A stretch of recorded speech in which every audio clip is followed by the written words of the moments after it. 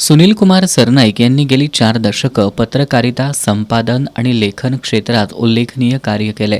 दैनिक सकाळ, पुढारी, लोकमत, पुण्यनगरी, तरुण भारत, सत्यवादी आदी वृत्तपत्रातून त्यांचं सातत्यपूर्ण लेखन प्रसिद्ध झालं होतं.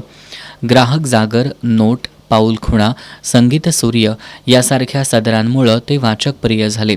पत्रकारितेबरोबरच त्यांनी साहित्य क्षेत्रातही मोलाचं योगदान दिलं. ज्योतिबा परिचय आणि नित्यक्रम, माणसं मनातली, रोखठोक, ज्योतिबा एक लोकदैवत, ग्राहक जागर, स्मरणगाथा यासारखी अनेक पुस्तकं त्यांनी लिहिली आहेत. त्यांच्या साहित्यिक योगदानासाठी त्यांना राज्य आणि राष्ट्रीय पातळीवरील अनेक पुरस्कारांनी सन्मानित करण्यात आले. ते करवीर काशी फाउंडेशनचे संस्थापक अध्यक्ष होते. तसंच महाराष्ट्र शासनाच्या विविध समित्यांवर त्यांनी विशेष कार्यकारी अधिकारी म्हणून काम पाहिलं होतं.